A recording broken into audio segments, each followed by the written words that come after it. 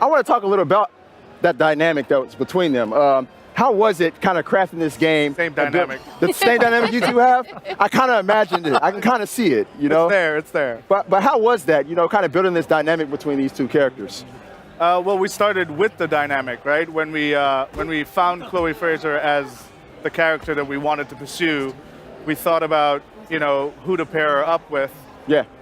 The one that created the most conflict and therefore growth would have been Nadine Ross, right? This ex-paramilitary leader of Shoreline. Yeah. I mean, and the personalities couldn't be further apart. You have the enigmatic Chloe Frazer, hustler, wheeling, dealing, always backing out when it gets too tough. And right. then the pragmatic, militant leader, Nadine Ross. It was perfect. Yeah, I mean, when I first read that, I was like, oh, wait a minute. Chloe is like impulsive, and Nadine is so like calm and collected. I was like, and we're going to talk about teamwork, and they're going to solve this adventure together? Are we sure that's going to work out?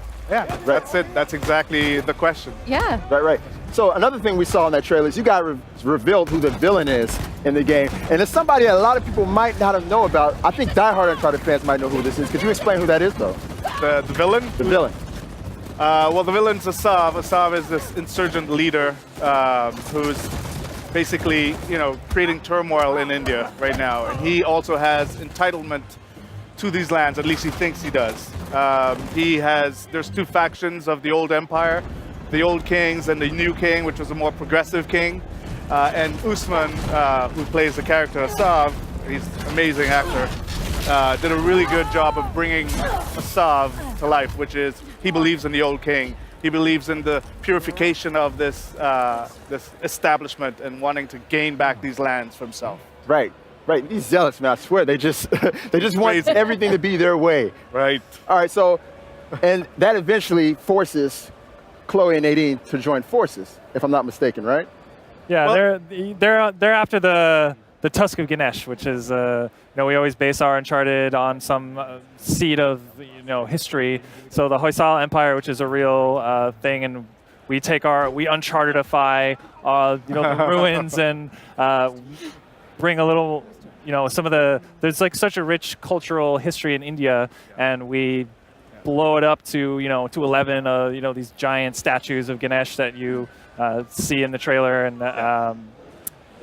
so the setting just is everything Uncharted is there, and we have, you know, the Jeep is back. Chloe's the best driver in the business, so she's there, and we're pushing on exploration a little more in this game, kind of evolving it from the past games and just providing more player choice throughout. And nice. Yeah. Other than the statues of Ganesh, are you guys going to get into any Hindu mythology, given like the vastness of that situation? Well, these are archaeological sites. I have to say this, right? Because that's true.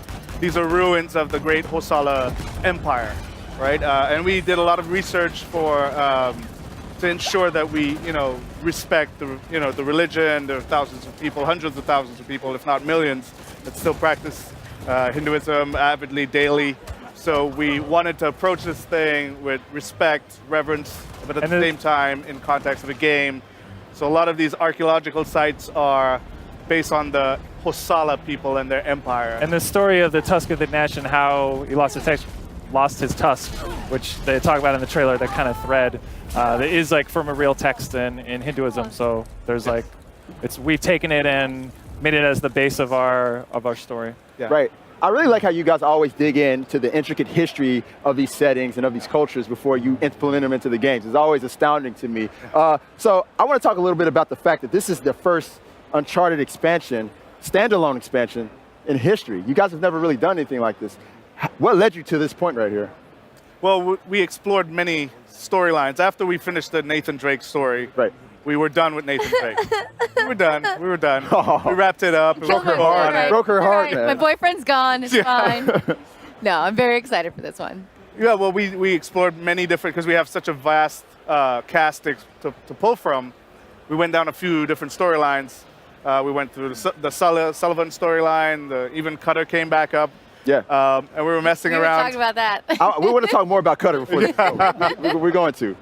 But, you know, the Chloe story just kept jumping back out at us. It was, you know, she's such a self-preservationist. She's, you know, always like bailing out at the last minute. Right. You know, And she was just an intriguing Survivor. character. Exactly. Yeah. She's a survivor. And we wanted to see how, just putting her up with someone like Nadine, if Chloe was the showrunner, if this was her job, Right.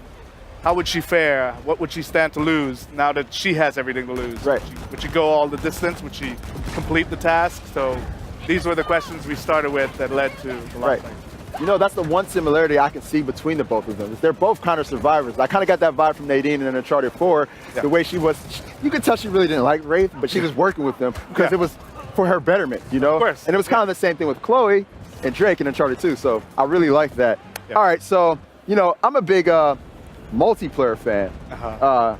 Kurt, you know this. You know this more than anybody. I love the Uncharted multiplayer. Will there be any tie-ins of any sort from the game? So yeah, so Lost Legacy comes with the entire multiplayer suite of Uncharted. We're kind of unifying the multiplayer. So both Uncharted 4 and Lost Legacy have the same multiplayer. So you get everything with all the DLCs released, all the survival mode, the co-op, and then so all the DLC they've done, and then we're gonna have some Lost Legacy content in the future that we'll be talking about soon. That is so great. How was it kind of taking this different path as far as narrative goes? You had this wisecracking, very clever, witty Nathan Drake, and now you have like a completely different personality in the driver's seat. How was it kind of changing gears on that? We built the game around Chloe. So, Yeah. the tone of the game reflects her state of mind and where she goes, the arc that we're going to be pushing. It's a little grounded, a little more grounded, maybe even darker at times, but it's still fun, still has that sense of wonder and Chloe adventure. in the end is a fun character. Yes. Yeah. Right. That's why we like her. Yes. So she fits the Uncharted, the main character being a fun character is an Uncharted thing. So Right. it fits right in. Now I gotta ask, since Chloe is there, does that mean there's gonna be a lot more driving in this one? Because I gotta say, in Uncharted 4, I didn't do so well with those driving scenes. There's driving. There's more driving. That was good. You really don't like driving sequences. So I know I this. do know not like this. driving sequences. You guys are trolling Meredith.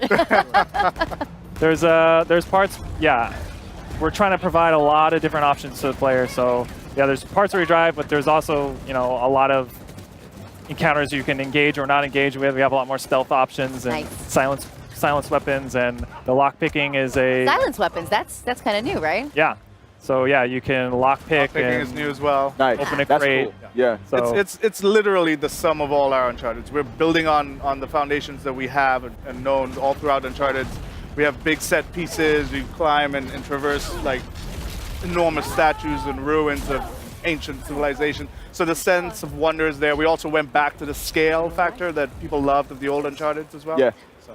Right. there's a lot of puzzles Yes. too. Gotta have puzzles. We You gotta love have Right without those. puzzles. You gotta have those. All right, I got one more quick question. Because at the end of Uncharted 4, I was asking myself, where's Chloe at?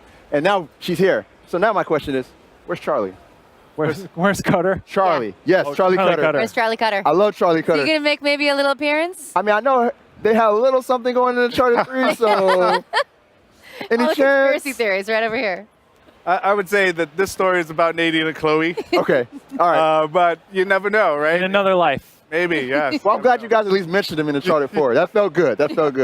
Well, anyways, thank you very much, Sean and Kurt, for your time, and Meredith for joining us. Absolutely. And Thank on you. that note, we're going to go